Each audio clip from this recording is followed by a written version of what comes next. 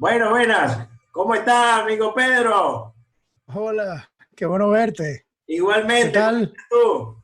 ¿Cómo está todo? Bueno, bien, gracias a Dios. Aquí muy atento. Aquí los jóvenes estaban, bueno, estamos terminando la actividad que teníamos programada para ahorita y bueno, nada, ya estamos listos para escucharte, pues, ¿no? Bueno, Pedro, antes que todo, pero vamos a ver cuánto tenemos aquí. Tenemos 14 personas, pero ya se van a unir el resto porque lo que pasa es que terminamos un poquito tarde. Yo no sé si sabes, pero aquí en Venezuela esto es una odisea con el tema del internet, la electricidad.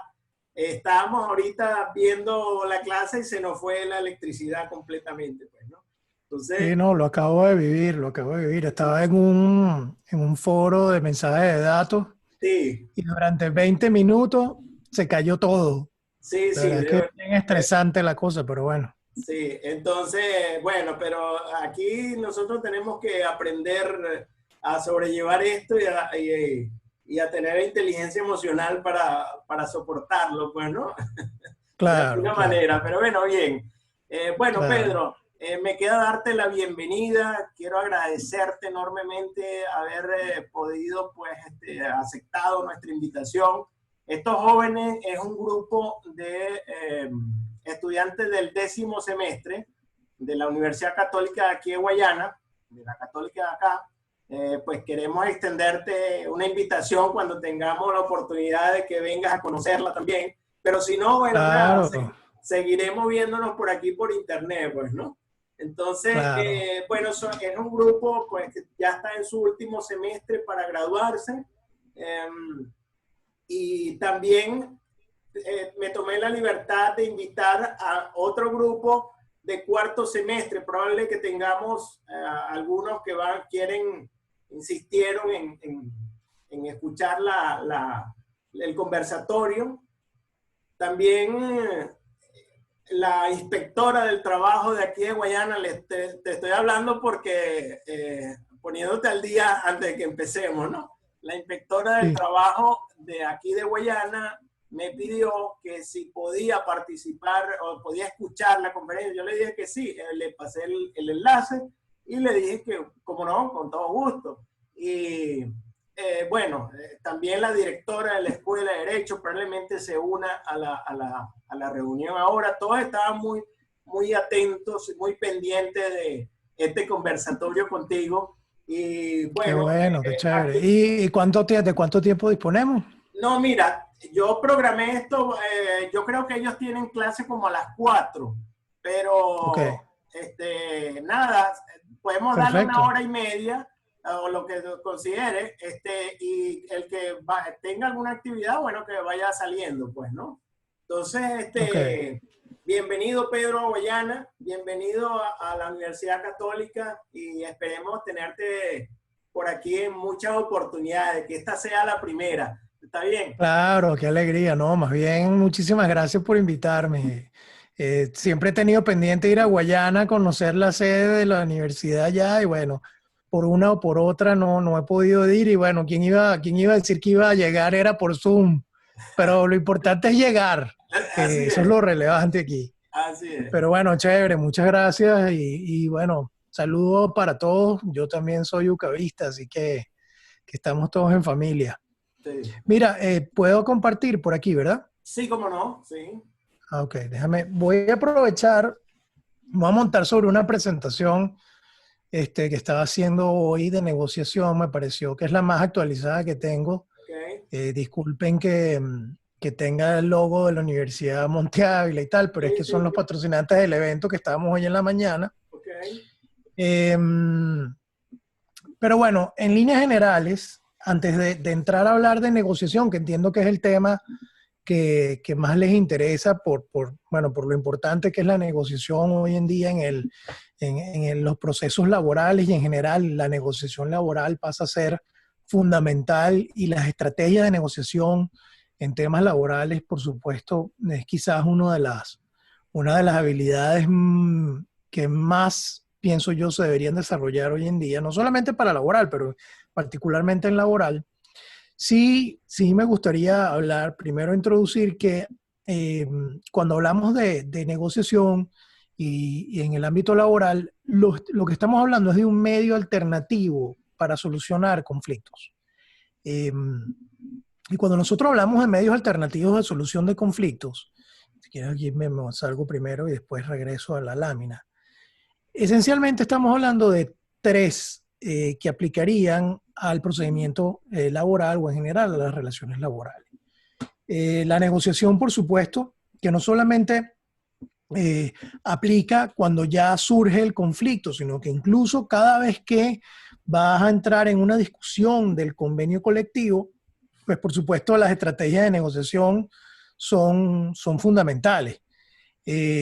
Pero también existen otros procesos en los cuales si las partes no se ponen de acuerdo entre ellas, pueden acudir a un tercero, bien sea para que los ayude en ese proceso de negociación o bien sea para que resuelva un conflicto.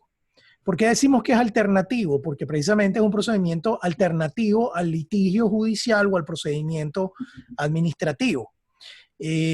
Cuando hablamos de acudir a un tercero para que nos ayude en la negociación, lo que estamos hablando es de una mediación o de una conciliación, donde nosotros buscamos a un tercero imparcial para que pues, nos asista en el proceso de negociación. No es una persona que resuelve el conflicto, no va a tomar una decisión. De hecho, se discute mucho si debería hasta sugerir, si es conveniente que sugiera cuál debería ser la solución, porque eso compromete su imparcialidad.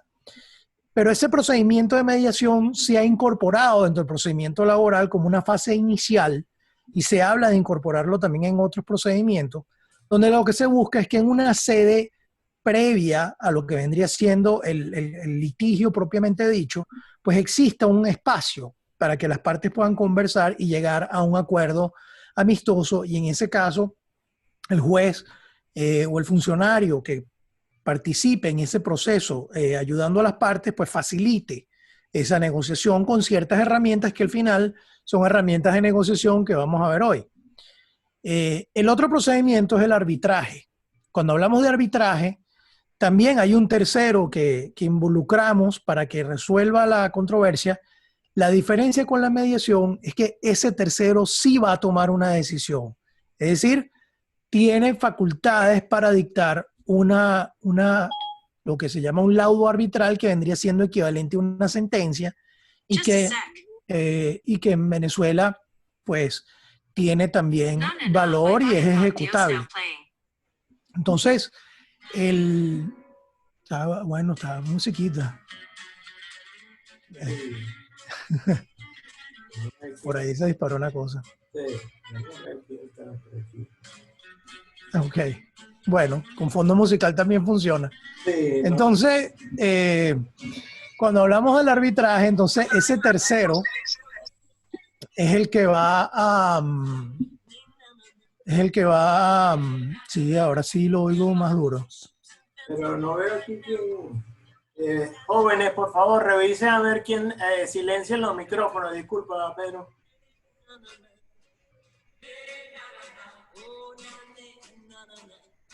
No veo aquí quién... Todos los no, como que es un audio. Profe, es alguno de los dos que lo tienen. No sé. Vamos a cerrar los micrófonos y lo volvemos a poner. Ok. Profe, debe ser alguno de ustedes dos porque todos están cerrados.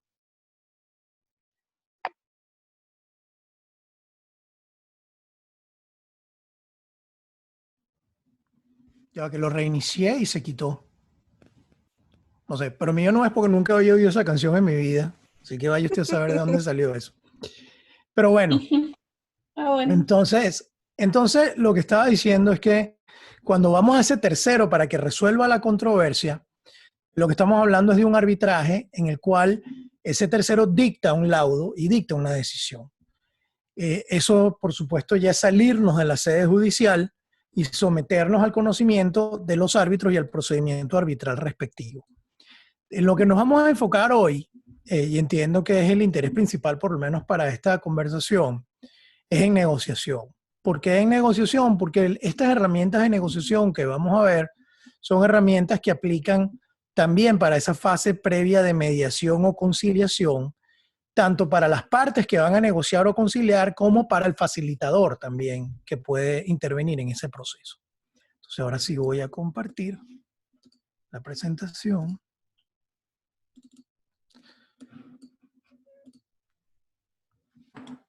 Okay. Esto de lo que vamos a hablar básicamente se centra en una metodología, que es la metodología que yo estudié, que yo soy egresado del programa de negociación de Harvard, y Harvard tiene una metodología bien particular de negociación que ha comprobado ser muy exitosa, no solamente en Estados Unidos, sino incluso en países donde hay un nivel de conflicto bien marcado, ¿no? Y esa bibliografía parte de 3 libros fundamentales. El principal es el libro Sí de Acuerdo. Sé que lo han editado con otros nombres. En inglés se llama Getting to Yes. Y hay una traducción que se llama Alcanzando el Sí, pero el de siempre, que es editorial Norma, se llama Sí de Acuerdo, Cómo negociar sin ceder. Ese es el libro que tiene los principios fundamentales de negociación de esa metodología de Harvard. Pero también vamos a ver 2 más. El de negociación, una orientación hacia las conversaciones difíciles, que se llama en inglés Difficult Conversations, y también tiene una traducción que se llama Conversaciones difíciles. Y un tercer libro que se llama Supera el No, de William Ury, cuando toca negociar con personas obstinadas. Es decir, cuando está trancado el juego porque del otro lado tienes materialmente un muro de piedra. Pero para poder entrar en todo eso, y nuevamente disculpen los logos y todo lo demás, como les digo, estoy aprovechando que estamos en medio de un curso de negociación para utilizar esos mismos principios porque los he venido actualizando. Lo primero que yo me gustaría preguntarles a ustedes es qué entienden ustedes por conflicto.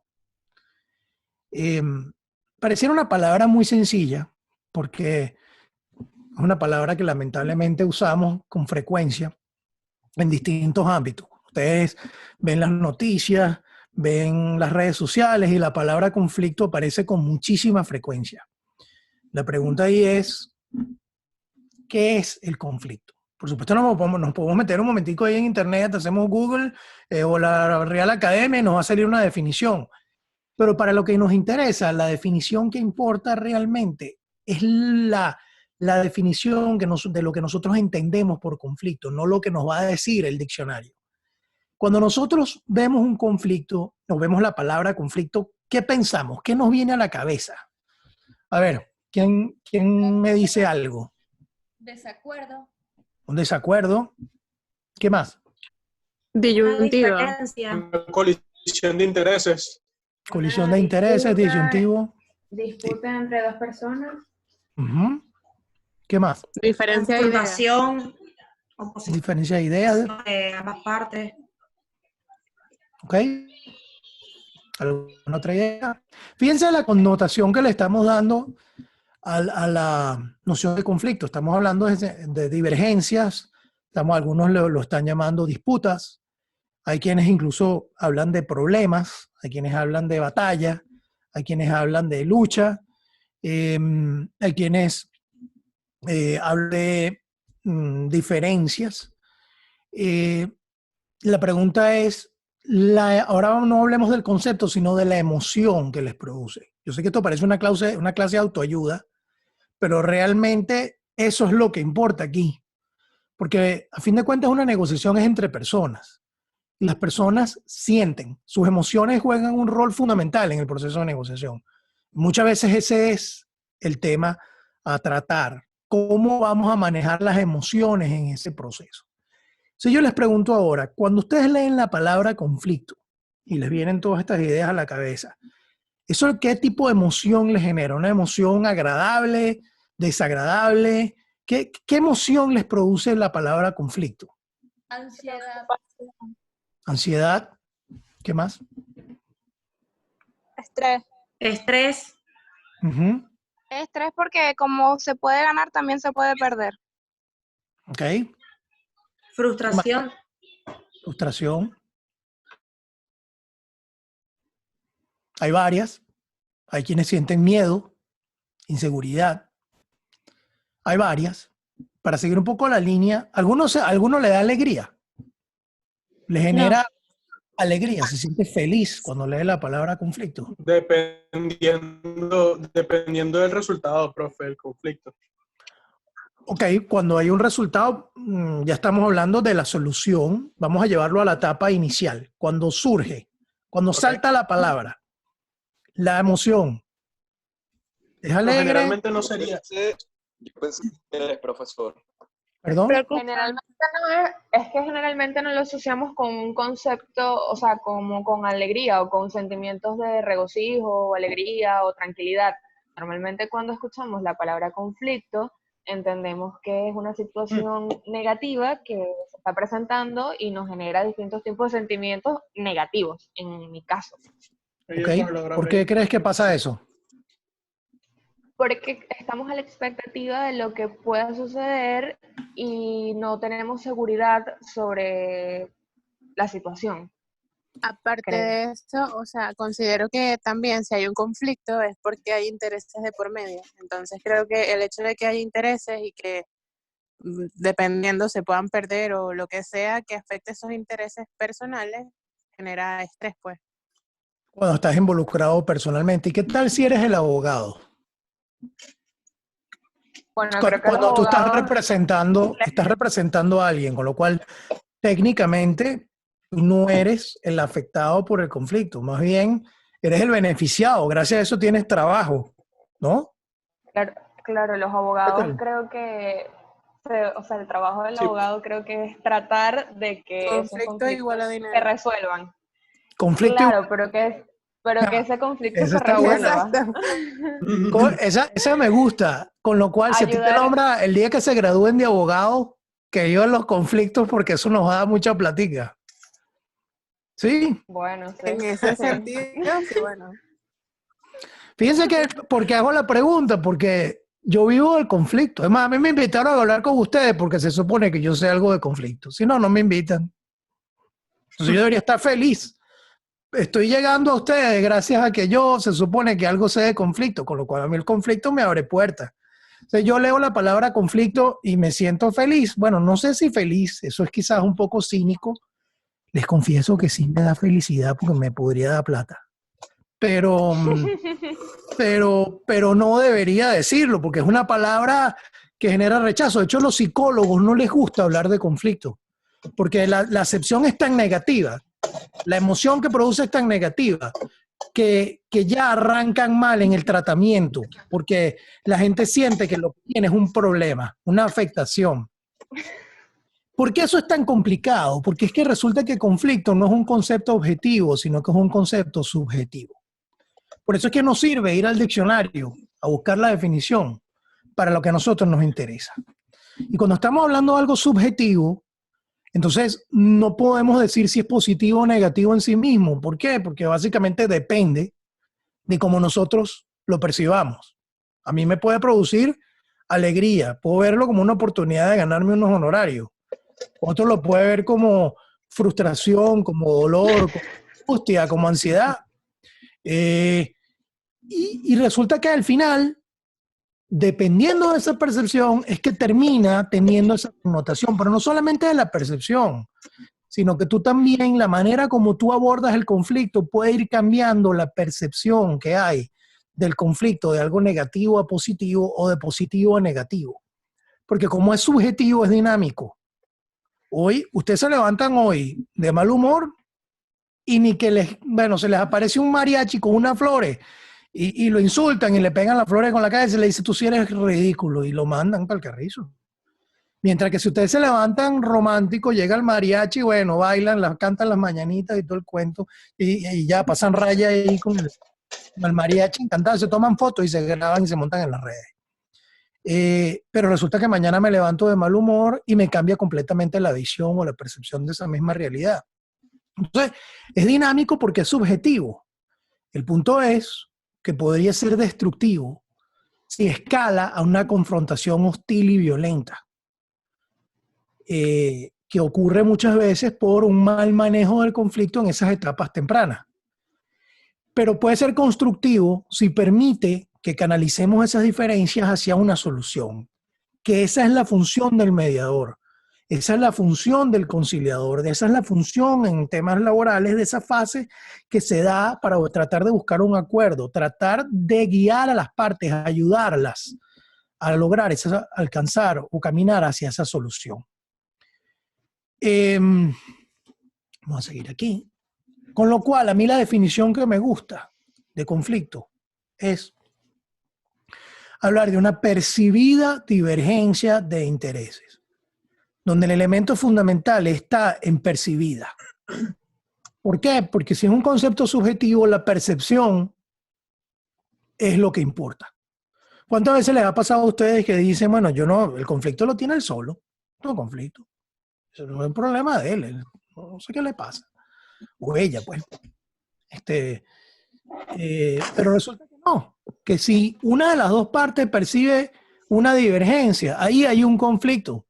Y si tú no la estás percibiendo y estás reaccionando, casi que ignorando la percepción del otro porque te parece que no tiene base, lo que estás es alimentando aún más esa divergencia, porque además de la divergencia original, además tenemos una percepción de que no estamos en la misma página, de que además a ti no te interesa lo que yo sienta y a mí de verdad no me interesa lo que estás diciendo. Entonces, al final, tenemos un conflicto de percepciones que puede ir escalando. Eso mismo que dicen a veces, el tiempo cura las heridas y tal. Bueno, puede ser, pero a veces también alimenta. Uno empieza a llenarse la cabeza diciendo, bueno, este no llama, o esta no llama, ¿será que no le interesa? Claro, eso era lo que pasaba al principio, que no le interesa.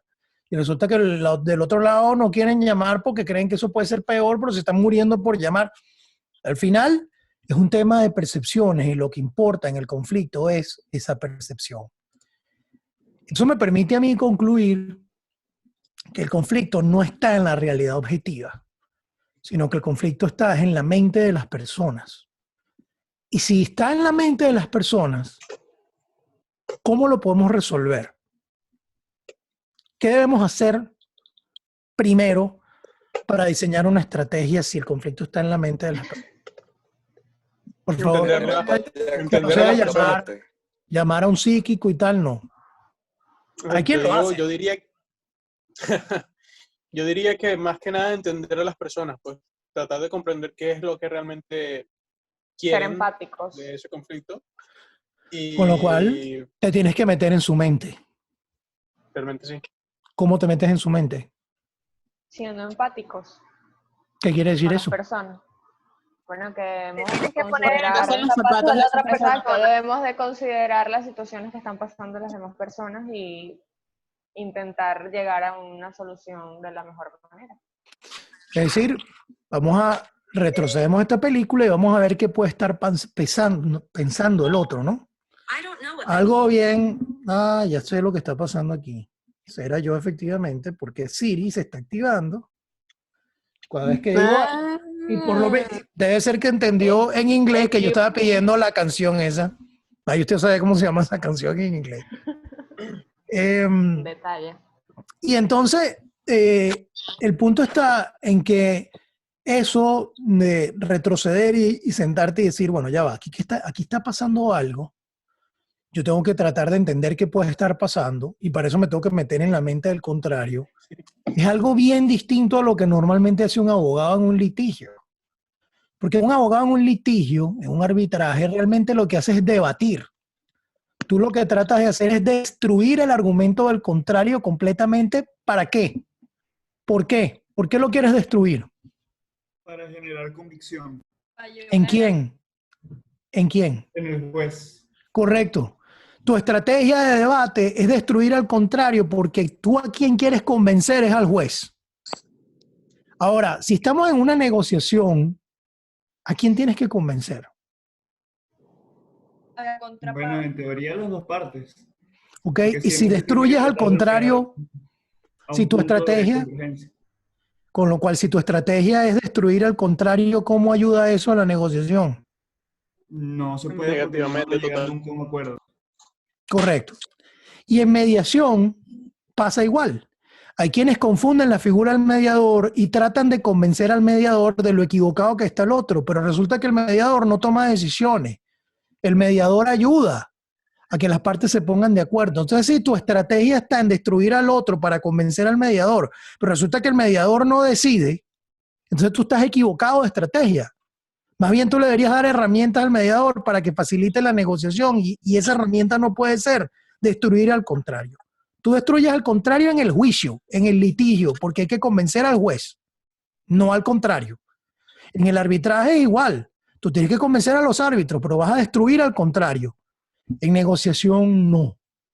Con lo cual te tienes que salir del debate para entrar en otra dinámica distinta. Y aquí terminamos esta primera parte, dejando sobre la mesa también, que esto es fundamental, que las relaciones humanas no se dan en un plano, sino en tres. Hay un primer plano, que es el plano de la inteligencia. Se llama de la inteligencia, pero realmente a lo que se refiere es un plano en el cual se discute el tema de fondo, el tema de mérito, el tema sustantivo. Es decir, si nosotros estamos discutiendo el incumplimiento de un contrato, porque resulta que yo pedí que me mandaran 10 cajas de refresco y me mandaron 5 y yo había pagado por las 10, entonces tú en el plano de la inteligencia deberías manejar cuánto cuestan las 10 cajas, yo pagué tanto, tengo derecho a esto, el Código Civil dice esto y tal. Eso todo se maneja en el plano de la inteligencia, que es el tema de fondo, el tema sustantivo. Pero además se maneja otro plano, que es el plano de la voluntad. ¿Cuál es el plano de la voluntad? Es el plano que tiene que ver con la disposición que puedan tener las partes a llegar a un acuerdo. Si tú hablas con una persona que sencillamente no te quiere escuchar, no le provoca, no tiene la más mínima intención de llegar a un acuerdo, poco importa que tú le saques los números de las cajas que pagaste, que te tienen que resolver, porque sencillamente no está dispuesto a escuchar. Entonces, cuando tú no estás dispuesto y estás bloqueado, o pongámoslo del otro lado, cedo en todo porque no quiero conflicto, no quiero problema, no quiero tensión. Yo sí, mi amor, sí. Eso tiene que ver con el plano de voluntad. Yo no sé si tiene razón o no. No me importa si tiene razón. Lo que yo no quiero es que yo quiero estar tranquilito. Eso es algo que ocurre en el plano de la voluntad. Y hay un tercer plano, que es el plano emocional. Les voy a poner un ejemplo. Imagínense que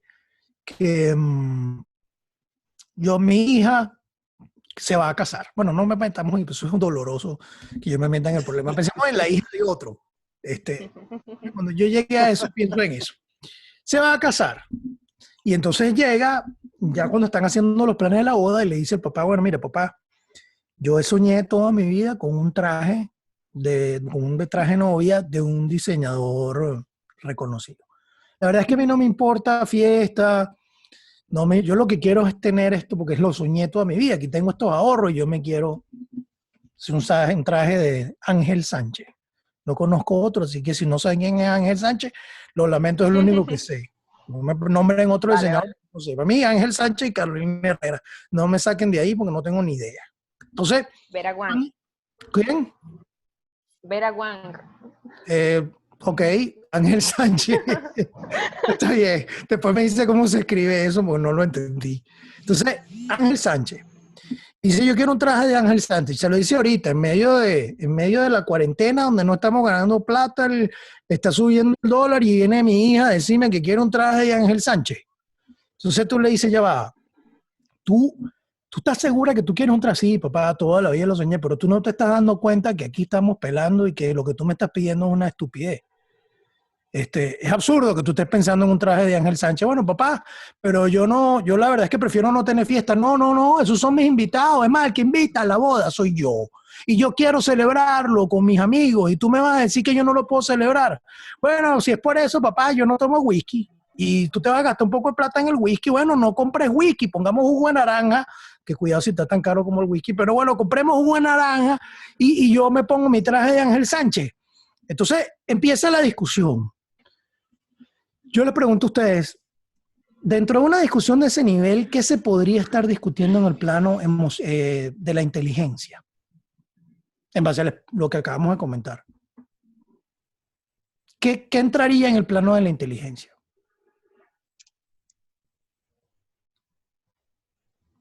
Acuérdense que el plano de la inteligencia es el tema de fondo, el tema de mérito, el tema sustantivo. ¿Cuál es el tema sustantivo y cómo lo distinguimos del tema emocional y de la voluntad? ¿Cuál es el tema sustantivo de la discusión o del conflicto que hay sobre el traje de novia?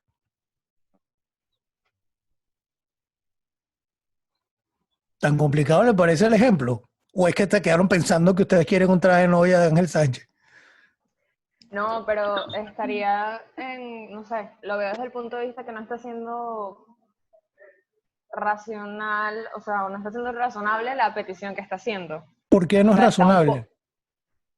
Porque si bien ella quiere un traje de Ángel Sánchez, que cuesta X cantidad de dinero, debe tomarse en consideración la situación social, económica y todo que se está viviendo en este momento. Ok, no se entonces... está produciendo dinero, no podemos destinar fondos a una cosa que quizás no es tan importante o simplemente ni siquiera se hace la fiesta, que es lo que yo... Pero no es importante para ti, para ella sí es importante. No, para ella mí sí es importante, nada Roxana. más aparte de su vestido de Ángel Sánchez, si ya quieres eso. Para mí sí es realmente importante. Claro, pero... estamos hablando del planteamiento que podría estar haciendo del lado del papá en el plano de la inteligencia, que es el tema de los costos. Fíjense que ese es un plano, eso es el tema sustantivo, creemos. Mira, no, eso cuesta tanto dinero, los ingresos que estamos teniendo es tanto, la situación económica es tanto, el índice de inflación es tanto. La verdad es que hacer una inversión de esta naturaleza en un traje de esta forma implica esto. Y del otro lado, pues ella de alguna manera empezó en el plano de inteligencia. Mira, yo tengo ahorrado esta cantidad. Cuando le dice lo del whisky, también está en el plano de la inteligencia, porque le está diciendo, mira, mira los costos de lo que haría el whisky, vamos a quitarnos el whisky, reducimos aquí, pagamos allá. Eso todo se maneja en el plano de la inteligencia. ¿Cuál sería el plano de la voluntad ahí? Que alguno de los dos, no sé, diera su brazo a torcer. ¿Qué quiere decir? Decir algo así como, bueno, últimamente no hay traje. Ni Exacto, que llore. O sea, no me interesa, me parece absurdo lo que me estás pidiendo. Listo, aquí ni de rodillas. Bueno, que se imponga la voluntad de cada uno, porque se puede... O que ella diga, bueno, tú sabes que yo me voy a la casa. Gracias a Dios mi novio tiene bastante real y él sí me va a comprar el traje de Ángel Sánchez. Tú sabes que no me pagues nada y ya, pues, exacto. Claro, y si no, haz tu fiesta con tus amigos, yo me voy con mi novio y me pongo mi traje de Ángel Sánchez. Eso sería un poco en el plano de la voluntad. La malcriadez, por llamarlo de alguna manera, la intransigencia. Y en las emociones y los sentimientos podría ir algo así como, mi hija se me va, esta va a ser la última vez que yo les voy a poder poner algún tipo de control, porque una vez ida, listo, se fue. Probablemente así lo está viendo el papá, probablemente es su última oportunidad. Claro que mal lo está haciendo, pero lo cierto es que probablemente su hija se le está yendo y es una manera de ejercer todavía control, quién sabe. Ahora, ¿en cuál de los tres planos creen ustedes que hay más tensión en este ejemplo? ¿En el de la inteligencia? No, me parece que... No, en las emociones. Yo creo. ¿Cuál, perdón? ¿Inteligencia? ¿Emociones? Emociones. ¿Por qué? O también puede ser la voluntad si alguien no quiere ceder, pues. Ok, podría ser en cualquiera de los tres. Tendríamos que ver cuáles son las reacciones. Porque no sabemos qué tan cierto es que el papá le preocupe la plata. O lo está haciendo simplemente por imponerse. No lo sabemos. Lo cierto es que esa es la primera pregunta que nos tenemos que hacer. Porque los conflictos también surgen a partir de esos tres planos. Entonces, nosotros tenemos que tratar de ver, en el plano de la inteligencia ciertamente es donde se va a definir el acuerdo. Bueno, sí, tú pagas tanto, yo pago tanto, no pagamos el whisky, etcétera. Pero en el plano de la voluntad también vamos a tener una actitud positiva o negativa frente al conflicto que también puede ayudar o impedir el avance. Y en el plano de las emociones va a haber mayor tensión o va a ser, pues, el trato va a ser hostil o va a ser un trato más amistoso, que también influye directamente. La clave de un negociador y de un mediador es detectar en cuál de los tres planos hay mayor tensión, porque allí es donde debería enfocar su estrategia. Porque si tú te enfocas en el plano de la inteligencia, sacar números, los índices inflacionarios, el descuento que te dio Ángel Sánchez o la plata que tienes ahorrada o qué sé yo, pero resulta que ni que me lo diga, al revés. Cuando me empiezo a dar cuenta que me estás tratando de vender la cosa, me bloqueo, pues te das cuenta que estás equivocado de plano. Donde estaba el tema era en el plano de la voluntad, donde está el tema de repente en el plano emocional. Igualmente, si el papá está siendo objetivo y está sacando los números, pero resulta que tú te enfocas en un tema emocional, probablemente lo que terminas haciendo es metiéndole problemas emocionales a un asunto que era netamente económico. Entonces, la clave de un buen negociador y de un buen mediador es determinar en cuál de esos tres planos es donde hay mayor tensión. ¿Vamos bien hasta ahora? Sí. Sí. Okay. Entonces, el método de negociación de Harvard lo que busca es darte herramientas para poder lograr, a través de una visión de negociación de principios, una solución efectiva al conflicto. Y más que eso, un manejo adecuado. Esa negociación de principios se basa en 4 principios fundamentales. El primer principio es separe a las personas del problema. Es decir, vamos a enfocarnos en el tema de fondo y entender cuál es el problema real y no ataquemos a las personas, porque si nosotros atacamos a la persona por aquello de que yo no estoy convenciendo al juez, sino que yo tengo que lograr ponerme de acuerdo con el otro, si yo ataco a la persona y la involucro personalmente en el asunto, van a surgir una cantidad de elementos adicionales que lejos de ayudarme van a bloquear el avance o lo pueden complicar. El segundo elemento es vamos a concentrarnos en los intereses. Vamos a ver qué es lo que está pasando realmente. En la mayoría de los casos, lo que se ve a simple vista no es lo que está pasando realmente. Es la posición que la persona ha querido adoptar. Es lo que se ha atrevido a mostrar, pero no necesariamente lo que te está mostrando es lo que realmente está pasando. Tú tienes que tratar de ver qué es lo que realmente quiere. Y a veces tú mismo.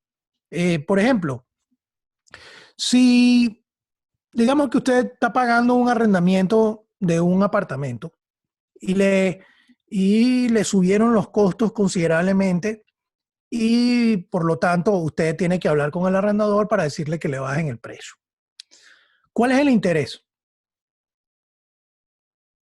¿Qué quieren lograr? Que se rebajen los costos. Ok, esa sería la posición inicial. Quiero que se rebajen los costos. ¿Por qué? Pues bueno, eso puede ser por distintos factores, porque no tengo el dinero para cancelar ese arrendamiento, o sea, ese precio, o porque ¿Y por qué? simplemente Asumamos que me ¿por qué te parece que no tendrías el dinero para pagarlo? Bueno, puede ser que esté pasando por una situación económica difícil, o porque simplemente no quiero pagarlo. Con lo cual probablemente tienes otros gastos que tienen prioridad. Puede ser que te estés pagando un tratamiento médico. Puede ser que estés ayudando a tus padres. Puede ser si tienes hijos que tengas que, para poder ir a trabajar, tengas que pagarle a alguien para que te los cuide o tengas que llevarlos a una guardería. Y esos costos mezclados con el arrendamiento no funcionan. Si tú te enfocas en que te bajen el arrendamiento, te estás enfocando en la posición. Si tú empiezas a ver por qué y llegas a la guardería, ya estás acercándote más a los intereses. Y si te ponen sobre la mesa una opción, yo te pago la guardería, te resuelven el problema y no te bajaron el arrendamiento. ¿No es cierto? Si ese fuera el problema. Si es un tema de presupuesto. Pero para poder llegar ahí, yo tengo que saber cuál es mi interés real y no mi posición. Mi posición era bájame el arrendamiento. Mi interés es poder pagar la guardería. Luego vienen las opciones, que es otro elemento donde uno tiende, por la misma ansiedad, a poner soluciones de antemano para tratar de avanzar. El problema es que si tú pones la solución de entrada, lo que haces es invitar al otro a que te la cuestione y te la critique, y como que limitas la creatividad. Aquí lo que te plantea Harvard es vamos a crear varias opciones antes de decidir para dónde vamos a ir. Y finalmente, cualquier insistencia o cualquier idea que nosotros queremos vender o tratemos de influenciar al otro o queremos soportar o de la que nos queremos proteger, que esté basada en un estándar de legitimidad y que no sea algo arbitrario. Es decir, si yo voy a decir que no voy a pagar el traje de Ángel Sánchez, mi posición no puede ser no me da la gana. porque eso no es legítimo. Si yo digo no me da la gana, la reacción del otro lado va a ser, pues a mí sí me da la gana. En cambio, si yo hago si yo digo, mira, me encantaría, sin embargo, mira, estos son los ingresos, esta es la inflación, esos elementos, ingreso, inflación, economía, etcétera, son estándares de legitimidad. Entonces, no es algo arbitrario, no es que no me da la gana, me encantaría, pero mira los elementos que me impiden avanzar. Esos son estándares de legitimidad. Entonces, la idea es que vayas generando, en vez de tratar de separarte, trates de buscar un ambiente para que entre los dos construyan la solución. Eso suena muy bonito, no necesariamente te tienes que ser amigo del otro, simplemente que surja en la conversación con claridad que si queremos llegar a un acuerdo nos tenemos que poner de acuerdo nosotros dos, aun por más redundante que suena eso. Depende de nosotros. Entonces, mira, tú me podrás decir lo que tú quieras, pero si queremos llegar a un acuerdo, tenemos que trabajarlo nosotros, si no, inevitablemente vamos a terminar en las manos de un tercero. Cosa que no necesariamente va a ser mejor que ponernos de acuerdo. Hay quienes piensan que es mejor irse al litigio y después de 5 años peleando la cosa te das cuenta que como que no era tan bueno la solución. Entonces, bueno, separe a las personas del problema implica esencialmente una mejor relación, que es lo que hablaban algunos de empatía. Yo prefiero meterme de una vez en el punto de la percepción. ¿Ustedes están viendo bien el video o se ve entrecortado? Porque dependiendo de eso les puedo poner un video. No, se ve bien. Se ve bien, profe. O sea, cuando se mueve se ve corrido. No, pero no creo que pase con el video. Creo que es por el formato de las diapositivas. Claro, pero se ve como lento, que va pasando así, porque dependiendo de eso puede ser que... Déjame abrir otra presentación entonces. Pero si quieres prueba a ver si el video corre y cualquier cosa le decimos, si no, lo cancela y continúa. Ok, vamos a ver.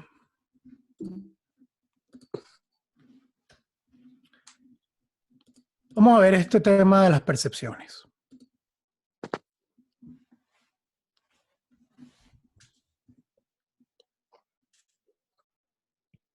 ¿Se escucha el audio? No. No. No. Déjame ver cómo se pone el video, el audio original del video. Creo que debe desconectar sus audífonos. Bueno, déjame. Ya va. Lo que voy a hacer es que voy a cambiar esto a... Esto debería ser más fácil en Zoom, pero bueno, todavía están trabajando en mejorar la plataforma. Vamos a ver. Ok, ya desconecté en principio los audífonos. Ya va, porque lo desconecté en la computadora, pero no en Zoom.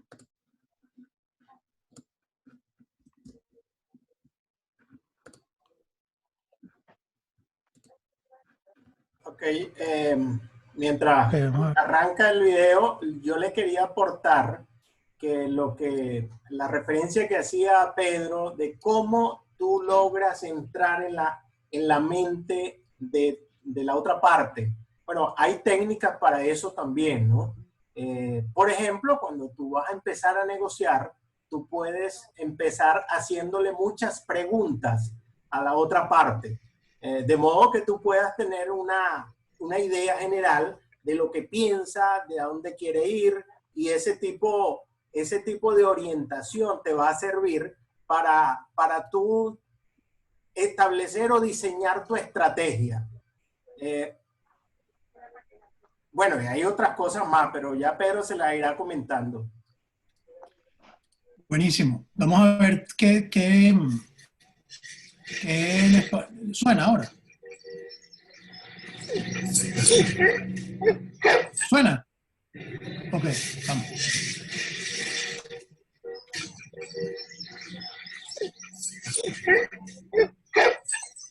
Look at the cute dog.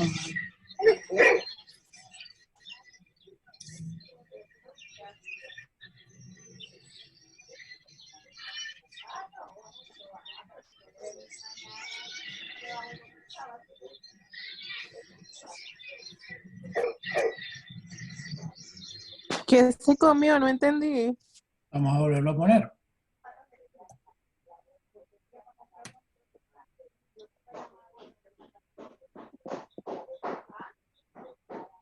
Ah, ok, chocolate que se le cayó. Ah, ok.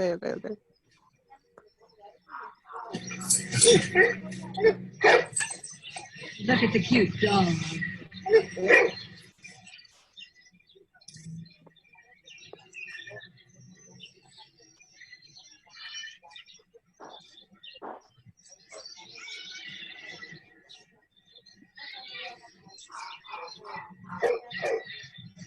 Ok, vamos a ver, ¿qué está pasando en esa imagen?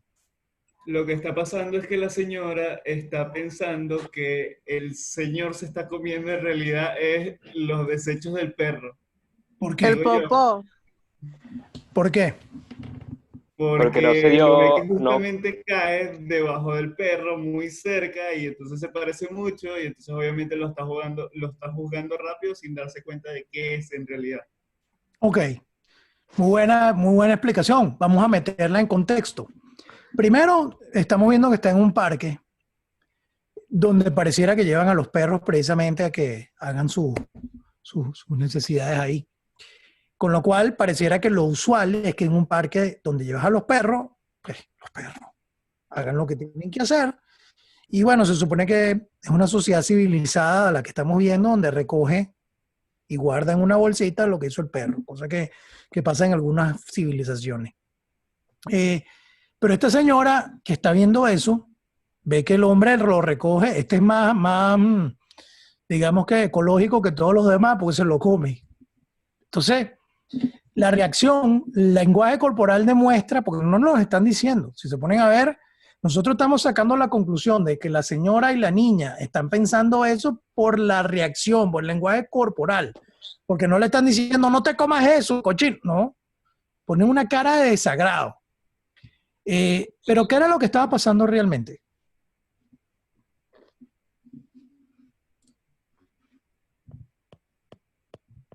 ¿Qué estaba pasando realmente ahí? ¿Se estaba comiendo el pupo del perro? No. se estaba comiendo chocolate. Entonces, ¿qué pasó allí? ¿Por qué pusieron la cara de asco? Porque desde su Porque lo perspectiva se malinterpretaron. veía como que si de verdad estaba comiéndose los desechos del perro. Desde la de ellas era así. Eso se llama en psicología la escalera de la inferencia, donde en base a la data que tú percibes a través de tus sentidos, tu cerebro elabora una conclusión en cuestión de microsegundos con la que tiene disponible. Entonces, tú no eres una computadora que si a ti te falta data, entonces te quedas trancado. No. Si a ti te falta data, la completas. ¿Y con qué la completas? ¿Con qué llenas los vacíos? Con información. ¿De dónde la Con lo sacas que si no ya la lo tienes? has relacionado antes, con cosas que has visto antes, que están en tu subconsciente. Puede ser. Llamémoslo prejuicios. ¿Con qué lo llenas? Yo te voy a decir, en base a lo que me está diciendo, podría ser con esas circunstancias que están rodeando la situación, con tu experiencia, con lo que has vivido anteriormente, con prejuicios, todos esos elementos, cuando encuentra el cerebro un vacío, como no te puedes quedar trancado como una computadora, los vacíos los empiezas a llenar con esa información y terminas llegando a una conclusión, y esa conclusión te lleva a algo tan absurdo como pensar que se está comiendo el popó del perro. Por supuesto, lo lógico sería que mientras más absurdo te resulta, más curiosidad debería darte. Tú deberías reaccionar y decir, no, es imposible que este señor se esté comiendo esto. Pero no, normalmente mientras más absurdo te parece, más atacas al contrario para dejarlo como un idiota, para que se dé cuenta de lo absurdo de su planteamiento. Y mientras más absurdo te parece, más indignado te sientes. Cuando que lo que te debería dar es más curiosidad. Porque tú deberías partir siempre de que tú no conoces toda la realidad, que tú solamente ves una porción de esa realidad y que esa realidad además es una realidad cambiante, no es estática. Con lo cual, pues a medida que tú vas creciendo, es más, después de la clase de hoy, probablemente se van con unas ideas que les enseñan, ojalá sea así, a ver la vida un poquito diferente. Eso ya no es estática. Si ustedes están atravesando un conflicto ahora y le están tratando de aplicar lo que están viendo aquí al conflicto que están viviendo, entonces ya tienen una percepción del conflicto distinto, con lo cual el conflicto pasó a otra característica. Esa escalera de la inferencia está muy bien reflejada aquí. No porque yo haya hecho la lámina, me la copié de un sitio. Entonces, de los datos seleccionados, tú vas a sacar unos y esos los vas a interpretar y esos te van a llevar a la conclusión. ¿Qué es lo que hace un negociador y un mediador? No sacar las conclusiones, sino volver a buscar más datos para que esos espacios vacíos no los llenen las presunciones o las asunciones, sino que lo saquemos de elementos reales, la mayor cantidad de información real y objetiva posible. Pero imagínense el nivel de sofisticación que se necesita para darse cuenta dónde estás asumiendo y dónde es realidad. ¿Vamos bien hasta ahora? Sí. Ok. El siguiente elemento tiene que ver con las palabras, con la comunicación. Ok, muy bien, nuestro cerebro está funcionando de esta manera, pero el otro está entendiendo lo que nosotros le estamos diciendo de la manera que yo quisiera que lo entienda. Albert Einstein decía algo bien interesante. Él decía, yo muy rara vez pienso utilizando palabras. A mí me viene la idea y después veo a ver cómo la transmito. Fíjense que es interesante, es por ejemplo la vida de un bebé, ni siquiera tan bebé, vamos a ponerlo como de 2 años, que todavía no domina el lenguaje, pero piensa y saca conclusiones y no encuentra cómo expresarlo.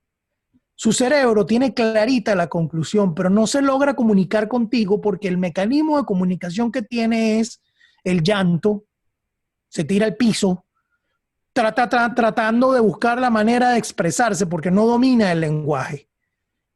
Pero la idea la tiene clara. Está buscando una forma de comunicación. Nosotros los abogados somos el polo opuesto. Dominamos el lenguaje, bueno, se supone que dominamos el lenguaje, pero entonces nos basamos en el lenguaje y creemos que el dominio del lenguaje lo es todo. Pero resulta que el proceso de comunicación, que es una cosa tan básica como un intercambio de mensajes, donde el buen resultado es que el mensaje que yo estoy enviando sea igual al mensaje recibido, no es tan simple. ¿Por qué no es tan simple? ¿Por qué no me entiendes? Porque a veces, bueno, puede ser que no utilicemos la manera correcta de explicar. ¿Cuál es la manera correcta? ¿A qué te refieres? ¿A escoger bien las palabras? Exacto, o tal vez las palabras y la forma en la que se trata de explicar, porque si bien es cierto, hay personas a las que hay que saberles hablar. Saberles hablar quiere decir una estructuración discursiva, una estructura discursiva, es decir, el orden en que vas a decir las cosas.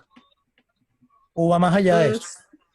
Creo que va más allá de eso, o sea, es como saber de qué forma, no sé explicarle, es como, hay gente que es difícil y hay que saber hablarle a esas personas, no sé explicarle. ¿Te parece algo así como a esto?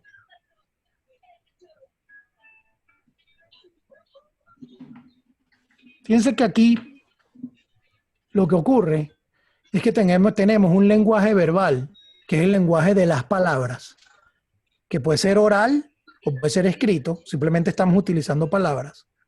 Pero también tenemos un lenguaje corporal, donde están los gestos. Entonces, fíjense que la niña y la vieja no pusieron, la vieja, bien denigratorio, la señora mayor, no dijeron palabra. Y sin embargo, nosotros entendimos clarito lo que estaba pasando. Utilizaron un lenguaje corporal. Luego hay un tercer lenguaje, el lenguaje vocal, que es el tono de voz. Hay veces que, bueno, cuando vas a lanzar una granada, ni que lo hay veces que tú puedes decir las cosas con un tono de voz y la reacción es distinta. Cuando ustedes van a hablar con alguien complicado, una persona difícil, estos son los 3 lenguajes que ocurren al mismo tiempo, por cierto. O sea, tú al mismo tiempo que pronuncias palabras, al mismo tiempo tu cuerpo está haciendo gestos y al mismo tiempo también tienes una entonación adecuada o una entonación determinada. Cuando ustedes se preparan para una conversación difícil, ¿en dónde dedican más tiempo? ¿A elegir la palabra adecuada? ¿Ensayan frente al espejo a ver cuál es el gesto más apropiado? ¿O se ponen a practicar la entonación? ¿Dónde invierten más tiempo? ¿Buscando la palabra apropiada? ¿Buscando el gesto apropiado y practicándolo? ¿El tono de voz? ¿En cuál de los tres dedican más tiempo o le meten más neuronas a ver cómo abordan el asunto? En la palabra. La palabra y en el... Profe, yo creo que eso depende del tipo de público al que uno se vaya a dirigir, porque no es lo mismo hablar con un niño, hablar con un adulto mayor, o hablar con un adolescente, o hablar con, digamos, un adulto, voy a llamarlo adulto intermedio. Yo creo que la más...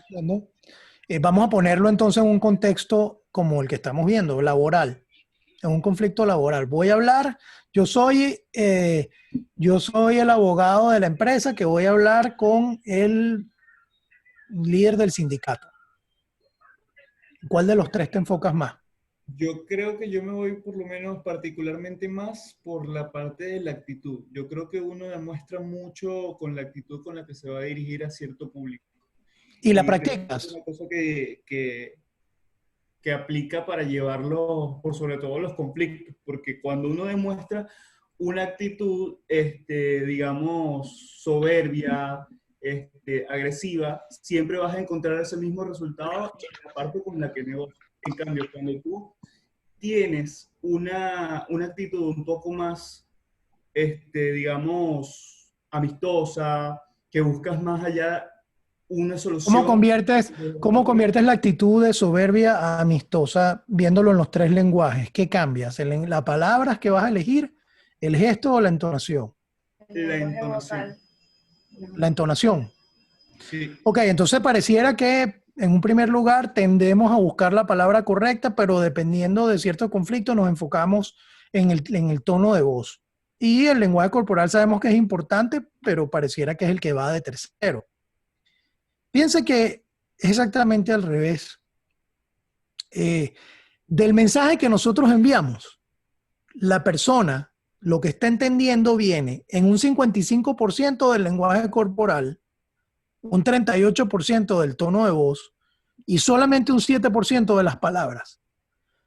Con lo cual, si tú te enfocas a elegir la palabra adecuada y no te enfocas a practicar lo demás, no estás cuidando el 93% del mensaje que el otro está recibiendo. Vamos a hacer creo que yo no me voy a poner aquí a hacer gestos y cosas para que podamos entender el lenguaje corporal. Yo creo que ustedes pueden más o menos imaginarse cómo sería ese lenguaje corporal. Pero sí me gustaría hacer un ejercicio de entonación, a ver qué piensan. Vamos a poner una misma oración repetida varias veces y lo único que va a cambiar es la palabra en la que vamos a hacer énfasis. Y ustedes me van a decir qué es lo que en definitiva estoy diciendo. Yo no le dije a John que tu propuesta era estúpida. ¿Qué le estoy diciendo al otro? Le está explicando relajado. No, yo no. Que no fui yo. Exacto. Que lo hizo otra persona. Que la acción no la realizó usted. Correcto. Vamos a ver el otro. Yo no le dije a John que tu propuesta era estúpida. Lo hice, pero no con esa intención.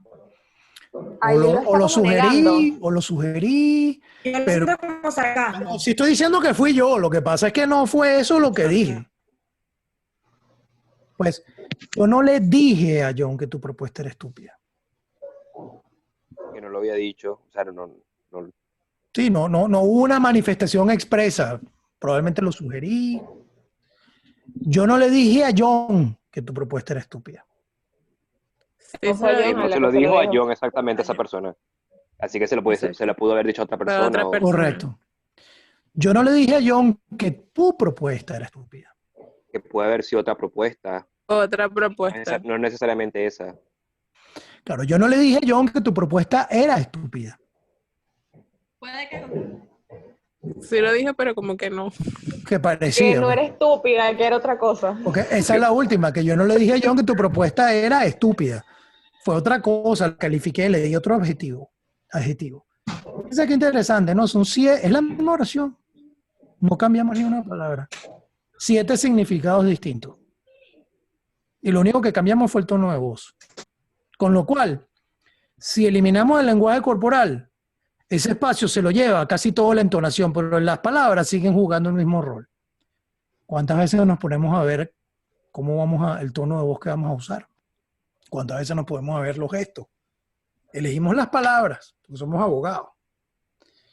En negociación, entonces, lo importante es migrar de ese modo debate a un modo de diálogo. ¿Por qué? ¿Ustedes han debatido ya? ¿Han tenido algún ejercicio de debate, algún modelo donde tengan que destruir al otro? ¿Lo han practicado? Sí. ¿Qué hacen en el momento en que el otro está hablando? ¿Cuál es su estrategia? Desvirtuar todo su argumento. Ok, si el otro está hablando, ¿qué es lo que de qué estás pendiente? De en qué puede fallar. De lo que dice. Sacar esa parte. ¿En qué falla? Y una vez que detectas la falla, ¿qué haces? Ataco, o sea, fabrico Busco mi la argumento. manera de atacarla. Vamos a asumir que tú hablaste, viene el otro, está refutando y después te va a tocar a ti replicar.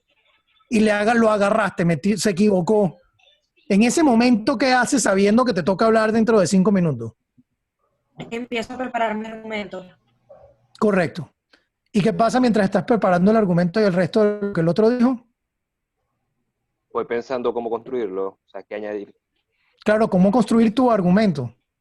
¿Y qué pasa con el resto de la conversación del otro? ¿Le sigues poniendo atención? Sí.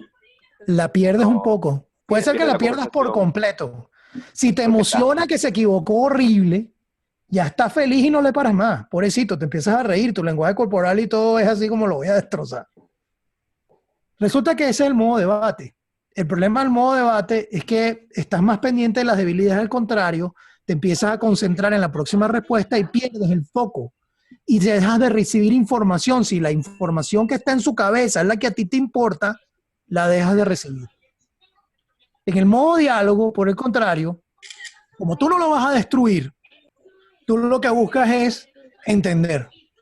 Y entonces tú tratas de poner tu mente en blanco para escuchar. No importa si se equivoca, porque tú lo que quieres es entender. Porque tú no tienes que elaborar un argumento para destruir a nadie, ni para convencer a nadie. Si tu atención es genuina, porque tú no estás pensando en la crítica, al contrario. De hecho, si empiezas a pensar en la crítica, al contrario, estás equivocado de estrategia. Te estás yendo al debate y te tienes que volver a pasar para acá. Entonces, ahí simplemente estás entendiendo, no estás aceptando. Eso es empatía. Entender. Y que el otro se dé cuenta que tú genuinamente estás preocupado por entender. ¿Cómo se hace eso? Bueno, muchas veces tú interrumpes. De hecho, aquí no aplican las normas del buen hablante y del buen oyente. Eso sería un error en negociación. Una forma de tú demostrarle al otro que le estás poniendo atención es interrumpirlo y decir, ya va, déjame ver si estoy entendiendo bien, claro, sin cinismo, ¿no? Y parafraseas. Si entiendo bien, a ustedes lo que les preocupa es esto y la razón por la que están preocupados es eso, es por esto y por esto y por esto, y lo anotas en un cuaderno y el otro se siente escuchado y se siente más tranquilo, porque siente que le estás poniendo atención. Eso es empatía. Puedes decirle, mira, la verdad es que puedo entender lo que me estás diciendo. Claro, normalmente uno le agrega un pero ahí y el pero es horrendo, el pero no lo puedes usar. Si tú dices, puedo entender pero, ya no entiendo. Destruyes. Ahí debe ir una y. Puedo entender lo que me estás diciendo y yo lo que he pensado al respecto es esto. Fíjense qué diferencia hace cambiar un pero por una i. Bien difícil, por cierto. Si lo van a usar alguna vez, practíquenlo bastante. Se van a dar cuenta lo difícil porque qué sabroso es un pero.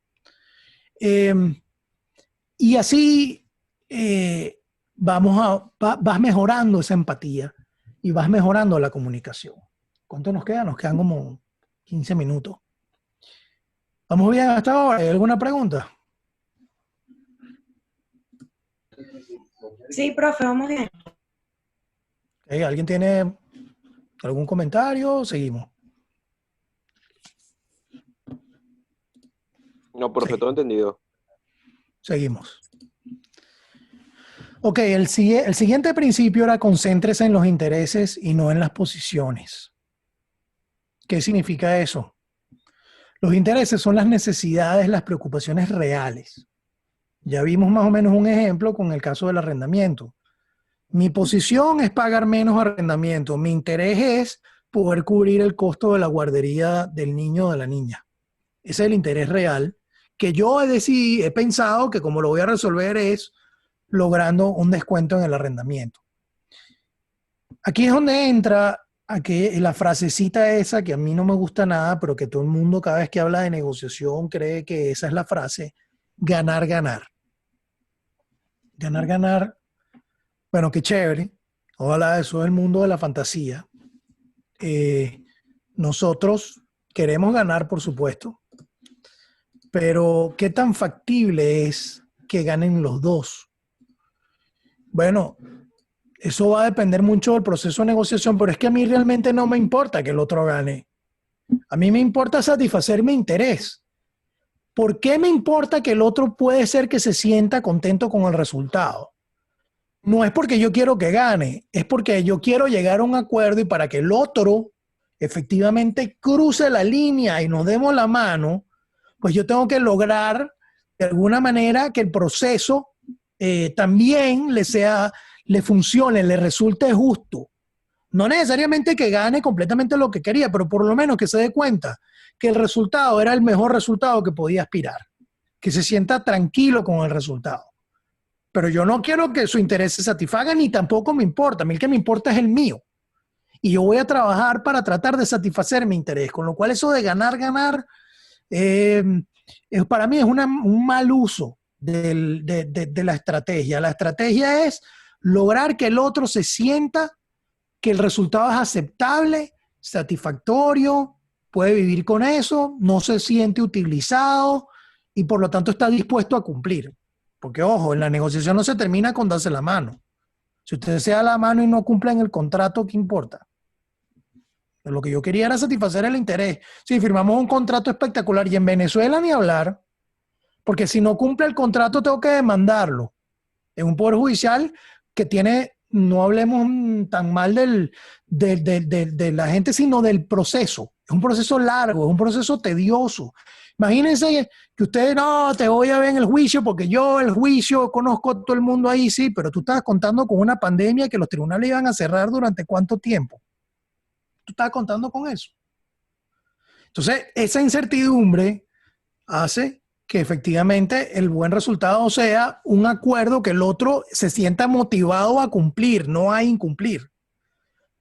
Un poco, no es estrategia de ventas, no es que tú vas a vender una aspiradora. O sea, la otra persona, muchas veces tú agarras, lo manipulas, lo montas en la olla y después que firmó dice, concho, me fregaron. Si se da cuenta que lo utilizaron, lo manipularon, ¿qué hace? No cumple. Y si no cumples lo mismo, agarra tu contrato, lo puedes poner como un cuadrito en la pared, pero lo cierto es que no tienes lo que querías. Porque lo que importa es que cumplan el contrato, que cumplan el acuerdo. Vamos a hacer un ejercicio ahora. Vamos a ver si lo podemos hacer. Déjame ver. La verdad es que no sé cómo hacerlo porque tendría que dividir el salón. La única forma que se me ocurre es algo así como los que cumplen en determinados meses del año y los que cumplen en los otros meses del año. Para no hacerlo hombres y mujeres, porque eso es demasiado discriminatorio y hay poca diversidad. Digamos que un grupo son los que nacieron entre enero y julio. Julio sería la mitad, no, junio inclusive. ¿Ok? Y el otro grupo, los que nacieron entre julio y diciembre. El primer grupo, vamos a decir que es un grupo que representa a una compañía que produce naranjas. ¿Ok? O bueno, vamos a ponerlo de esta manera. Yo soy el productor de naranjas. ¿Ok? Vamos a ponerlo mejor así. Yo soy el productor de naranjas y ustedes cada uno representa una empresa distinta. Para que ustedes puedan sobrevivir en esta pandemia, su empresa necesita comprarme a mí como mínimo 50,000 toneladas de naranja. Si compran 49,999, ustedes están quebrados. Tiene que ser 50,000 toneladas de naranja. ¿Cómo hacemos si yo estamos en un mal momento, yo también estoy víctima de la crisis y yo lo único que logré producir este año fue 50.000 toneladas de naranja, punto. Eso es todo lo que tengo. O sea que si yo te doy menos que la producción total, quiebras. Con lo cual, te la tienes que llevar completa. Y ustedes representan a cada una de las compañías. Nuevamente, la compañía número 1, los que nacieron entre enero y junio. La compañía número 2, los que nacieron entre julio y diciembre. Como yo no sé en qué mes nacieron ustedes, usted tiene que decirme, compañía número 1, opino esto. Compañía número 2, opino esto. Vamos a ver, ¿qué piensan? Yo soy el que tiene la naranja. Y ustedes necesitan que yo les entregue las 50.000 toneladas de naranja porque menos que eso quiebran. ¿Qué hacemos? Bueno, creo que convencerlo de que nos venda la naranja a la compañía 2, o sea, podríamos argumentar qué clase de compañía somos y por qué es más importante que nos venda las naranjas a nosotros que a los otros. ¿Qué Porque quiere puede decir ser clase de compañía? Una compañía más prestigiosa, más sólida en el no, mercado. en sentido de que a lo mejor nuestra compañía puede ayudar a salvar a mucha gente en la pandemia si sigue trabajando. Y si quebramos, podría, no sé, afectarse mucha más gente, pues. Ok, o sea que te Entonces, irías por un quizás. argumento social. Exacto. Ok. A ver, Y compañía número 1. Alguien nació entre enero y junio, para estar seguro, pues de repente todos nacieron entre julio y diciembre. Profesor, posiblemente, tal vez una buena solución sería La solución o compañía número, ¿qué compañía representas? la 1. Ok, dime qué piensas. Posiblemente una buena solución sería llegar a una negociación con la compañía número 2 para que entre ambas lograr un tipo de asociación en la cual podamos comprar juntos la naranja y llegar a realizar procesos de producción de ambos y disminuir de esta forma los costos y los gastos. Tal vez así podríamos llegar a sobrevivir ambos. Ahí está. Bueno, eso es totalmente contrario probablemente a lo que tendría que ver con el proceso laboral, porque vas a tener que votar un gentío. Porque lo cierto es que si vas a unir dos empresas, es bien interesante la propuesta, porque lo que estás hablando es, bueno, mira, si hay 50.000 toneladas de naranja, tenemos que buscar la forma de trabajar unidos, porque de otra forma alguien va a quebrar. Yo te voy a tirar a ti una oportunidad, te voy a lanzar te voy a tender un puente de oro para que no mueras, porque de otra forma te vas a quedar por fuera, porque yo me voy a quedar con la naranja. Entonces, en vez de poner una pelea entre nosotros, vamos a establecer una asociación, una fusión, un joint venture, algo así. Pero si vas a reducir costos, eso para mí se traduce en bajar tu costo de operación. Vas a tener que votar gente, ¿no? Ganamos nosotros. ¿Te gusta más el argumento social? Posiblemente llevaría a otra negociación con los trabajadores en los cuales se vería implicado sus remuneraciones por su servicio. No. Con lo cual probablemente tendrías que sacar para afuera plata adicional para liquidar los que no necesitas porque estás en el borde de la quiebra. Exacto. O sea, yo creo que va más allá de lo que está diciendo mi compañero León, en el sentido de que tenemos que convencerlo a usted de que negocie con nosotros. Entonces creo que el paso es como buscar un argumento, tal vez, para que usted considere a quién de las dos va a vender. Bien sea, por ejemplo, como le dije ahorita, en el sentido social, que a lo mejor por empatía usted se sienta convencido y quiera negociar con esta empresa. Entonces, fíjense que qué interesante. Vamos a volver a la primera parte de todo esto del conflicto, de que el conflicto está en la mente de las personas y que lo primero que nosotros deberíamos tratar de hacer es buscar qué puede estar pasando realmente aquí. Y utilizamos el ejemplo del arrendamiento para decir, bueno, mira, tu posición inicial es, quiero bajar el arrendamiento, pero ¿por qué es tan importante para ti bajar el arrendamiento? Y llegamos a la conclusión de que era para pagar la guardería. Pareciera que lo primero que yo tengo que tratar de hacer es descubrir por qué es tan importante para mí esto y por qué es tan importante para el otro. Para entonces poder diseñar una estrategia, porque imagínate, hemos hablado de fusiones, posibles despidos de la gente, planes sociales, venirme a convencer a mí y tal, pero deberíamos arrancar por algo básico. Deberíamos arrancar por una pregunta para entender el escenario. ¿Y cuál creen ustedes que debería ser la primera pregunta?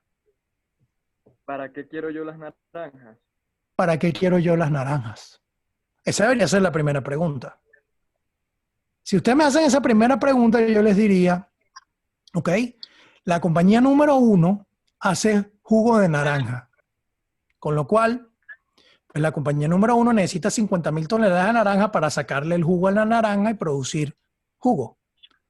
La compañía número 2 hace tortas. Y esa compañía 2 lo que necesita son las cáscaras de naranja para decorar las tortas. ¿Qué pasa entonces? Se podría llegar a una negociación en la que la compañía número 1 compre las naranjas para sacarle el jugo y por ende el resto, que sería la cáscara, se las venda a la compañía que hace torta. Y de esa forma pueden convivir los dos. ¿Cuánto tiempo cuánto tiempo te llevó tú llegar a esa conclusión una vez que hicimos la pregunta correcta? Como 10 segundos. ¿Qué tan perdido te sentías al principio antes de hacer la pregunta sobre cuál puede ser la solución? Más o menos. Parecía imposible. La pregunta es, ¿para qué son las naranjas? Esa pregunta es, ¿cómo yo me salgo de mi posición inicial? Quiero 50.000 toneladas de naranja a mi interés verdadero. ¿Para qué quiero las naranjas? Yo quiero 50.000 toneladas de naranja. No, yo lo que quiero es pulpa de naranja suficiente para... Es más, yo lo que quiero es producir la cantidad de jugo mínima que necesito para no quebrar. Y yo para producir jugo lo que necesito es pulpa de naranja. Y la otra necesita producir la cantidad mínima de tortas decoradas con concha de naranja para no quebrar. Ese es su interés real. Y para eso lo que necesita es concha de naranja. O sea, tu posición es quiero 50.000 toneladas de naranja. Tu interés verdadero es quiero hacer jugo para no quebrar. Es como un pozo petrolero. Lo que se ve a simple vista es la posición y yo lo que tengo es que escarbar hasta llegar al petróleo. Antes era más valioso esa escarbada, ahora es un poco menos valioso el ejemplo. Voy a tener que buscarme otro, oro, una cosa así. Pero por lo pronto, ahí es donde está la solución, allá abajo, y hay que escarbar. Y se escarba es preguntando. Y aquí fíjate que nos estamos preguntando a nosotros mismos, no al otro. Yo mismo me tengo que preguntar, ¿para qué quiero yo esa naranja? ¿Se entiende? Te da tiempo de ver un... Vamos a ver. Vamos a ver ahora cuáles son las preguntas que normalmente se hacen en ese caso. Sencillo. ¿Por qué? ¿Por qué es tan importante para mí comprar las naranjas? ¿Por qué el otro quiere naranja? Pues no soy solamente yo. ¿Para qué quiere las naranjas? ¿Y por qué no le funciona que lo haga, que dividamos esto entre dos? ¿De qué manera lo afectaría negativamente esto? Si yo estuviera en sus zapatos, lo haría de esta manera. ¿Por qué no le funciona? Y se lo preguntamos. ¿Por qué no te funciona esto? Y en la respuesta es que tú vas a detectar los intereses. Esa es la manera de meterse en la mente. A veces se lo puedes preguntar de frente. A veces tienes que ser un poco más creativo para tratar de obtener la respuesta. El punto es, y esto lo dice el célebre Yogi Berra, que decían que era el filósofo del béisbol. Decía unas cosas bien raras, pero cuando tú las analizas con cuidado te das cuenta que era un filósofo. Él decía, si no sabes hacia dónde vas, terminarás en algún otro lugar. ¿Qué quiere decir eso? Vas a la deriva. Fusiones, despidos, programas sociales, porque no sabes realmente para dónde vas. Y te pones a inventar. Eso es lo primero. Lo primero es tratar de definir hacia dónde vamos. Luego, y con esto vamos a ir terminando, están las opciones. Las opciones son todas las posibles soluciones. Fusionarnos es una opción. Buena, mala, como quieran, pero es una opción. ¿Por qué es una opción? Porque es algo en lo que podemos ponernos de acuerdo. Crear un programa social. Bueno, si integras a la otra parte, eso podría ser una opción entre los dos, pero realmente eso lo que era un mecanismo de venta. Me estaban tratando de vender algo para hacerse más atractivo frente a mí que al otro. No es realmente una propuesta. Es como cuando tú vas a comprar, cuando Vas a comprar un apartamento, una casa, y el vendedor te dice, mira, mira esta casa, mira este jardín, tiene parque infantil. ¿No te parece bellísimo el parque infantil? Y tú le digas, mira, me parece espectacular, pero yo no tengo niños. Entonces, el argumento que me trataste de usar para vendérmelo, para manipularme, no te funcionó. Pero tú has tenido que preguntar primero si yo tengo niños o no, porque dependiendo de eso era atractivo o no el parque infantil. Todas las posibilidades que podemos ponernos de acuerdo son opciones. Lo que queremos es llegar a una opción que sea útil. Esas opciones, lo que dice en la metodología de Harvard, es que tú no te apresuras a ponerlas sobre la mesa. Tú no pones ofertas de entrada. Tú primero averiguas cuál es el interés, que es exactamente lo que no hicimos antes. Fíjense que una vez que lo averiguamos, se puso una opción sobre la mesa. Claro, una opción que pareciera que ya está listo. Pero la idea es que a partir de los intereses, los dos nos pongamos a buscar posibles soluciones con dos condiciones. La primera es, no sabemos si van a funcionar o no, no las critiquemos. Después vemos si funcionan o no, las vamos a ir anotando. Y la otra es que independientemente, ninguna de lo que digamos, lo que está aquí no nos compromete todavía, es exploratorio. Entonces vamos a ponernos creativos. ¿Qué se te ocurre a ti? ¿De qué manera podríamos solucionar esto? De esto se pueden hacer miles de ejercicios para entenderlo. Lo que se busca básicamente es que tengamos un espacio para ser creativos y pongamos todas las soluciones, no las critiquemos todavía. Vamos a simplemente anotarlas, así sean absurdas, las anotamos todas. Y lo que está ahí no nos compromete, es exploratorio meramente. Cuando realmente vamos a evaluarlas, es después de que tenemos la lista, ahí es donde las vamos a evaluar, en base a estándares legítimos. No, mira, eso es muy costoso. A nosotros nos costaría esta fusión tanto dinero porque tendríamos que pagarle la liquidación al personal y eso aumenta nuestros costos un 70%. Entonces no lo podemos hacer. No es porque yo no quiera, me parece buenísima tu solución. El problema está en que si yo aumento mis costos y tengo que pagar una liquidación por antigüedad a un trabajador que yo no tenía eso en el radar pagarlo ahora, estoy quebrado más rápido. Entonces no voy a necesitar 50,000 toneladas de naranja, sino 80,000. Entonces, tú utilizas herramientas, el comercio, los precios, herramientas objetivas para decir por qué esta opción sí, por qué esta opción no. No porque a mí me da la gana, no es arbitrario. Simplemente vamos a basar nuestra decisión en estándares de legitimidad. Valor de mercado, mira, la ley no me lo permite, eso es ilegal. O eso no se acostumbra de esta manera, mira cómo lo han hecho en el pasado. Ese tipo de cosas yo anteriormente, cuando tuve que hacer un sacrificio y vino una crisis como esta, ¿te acuerdas? Que hicimos esto otro, aunque eso parezca manipulación, es un estándar de legitimidad, la reciprocidad. Eso es lo que nos va a permitir discutir cuál opción es la que vamos a tomar y cuál no. En un gráfico, la negociación de Harvard más o menos es así. Toda la negociación se centra en la esfera central de determinar cuáles son los intereses y cuáles son a partir de ahí generamos opciones y las opciones las vamos a elegir después al final, después cuando tenemos un número interesante de opciones en base a estándares legítimos, objetivos, no porque a mí me da la gana, no arbitrarios.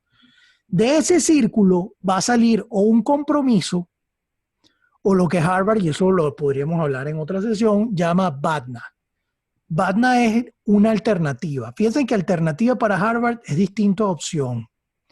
Alternativa es, voy a buscarme otro productor de naranja. O ¿sabes qué? Haré toronja. O cerraré mi negocio y no quiero saber más nada de esto. Eso es una alternativa. ¿Por qué no es una opción? Porque yo no me voy a poner de acuerdo contigo sobre las naranjas para terminar comprando toronja. Ese es mi plan B. O sea, mi plan B es mi mejor alternativa, pero yo quiero mi plan A primero. Y todo eso, por supuesto, va a depender de una buena comunicación y de un buen manejo de las relaciones. Eso, mis estimados y estimadas, es el método de negociación de Harvard. De negociación.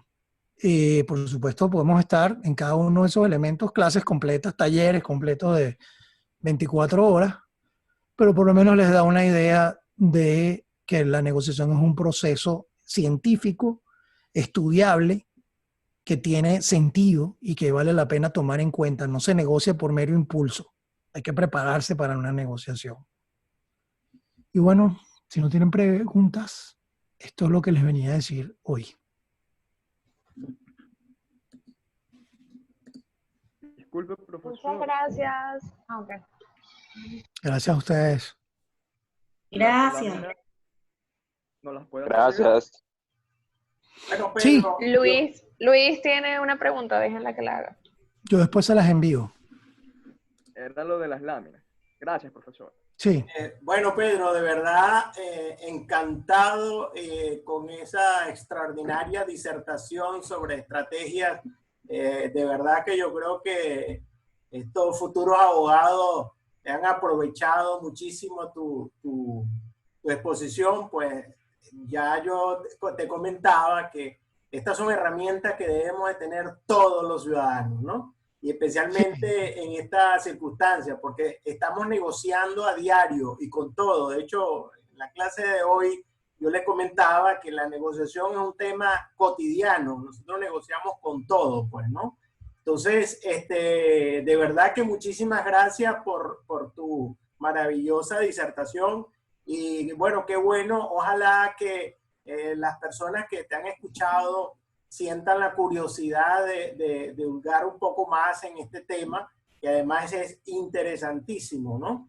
Entonces, no sé, jóvenes, ¿tienen algún comentario? ¿Quieren hacerle alguna? Aprovechen a Pedro, que esta oportunidad no es todos los días. No, muchas gracias a ustedes, más bien. Por supuesto, hay miles de preguntas. Es todo como una píldora, pero bueno, ahí están los libros que les recomendé. Si quieren estudiar un poquito más, algunos de esos están en línea. Eso puede ser un buen punto de partida. Bueno. Ok. Bueno, profe, Oriana había, me dejó encargada de que hiciera el agradecimiento al profesor por, bueno, prestar su tiempo para poder permitirnos compartir minutos con él y ayudarnos a tener una idea mucho más amplia de lo que es la negociación y sobre todo, bueno, en estos momentos que estamos viviendo todos de pandemia, que haya sacado un tiempo para poder compartir con nosotros su conocimiento. De verdad que le agradecemos muchísimo y le deseamos el mejor de los éxitos, profe. Gracias. Muchas gracias. Éxitos para ustedes. Yo le voy a pedir, como se despiden a todos los artistas, por favor, quiten su micrófono y vamos a darle un aplauso a Pedro y un agradecimiento por estos maravillosos momentos que han compartido pues, con nosotros. Pedro, gracias a ustedes, gracias por ustedes también. Esperemos tenerte nuevamente pronto, ¿está bien? Les deseo mucho éxito y la verdad es que admiro mucho el compromiso de ustedes de conectarse y seguir comprometidos con la enseñanza y ustedes con el aprendizaje en medio de las circunstancias. Eso es totalmente admirable. Es mi admiración para ustedes también. Muchas gracias. Gracias, Pedro. Gracias por acompañarnos. Estamos hablando. Chao. Y un rato de esto te volvemos a invitar. No te vas a ir tan fácil de nosotros, ¿ok? Un abrazo. Seguro. Muchísimas gracias. Un abrazo. Hasta luego, jóvenes. Le pongo el video, se lo voy a colgar en YouTube para que lo puedan ver el que no pudo tener acceso al internet. ¿Está bien? Hasta luego. Feliz fin de semana. Gracias. Hasta luego.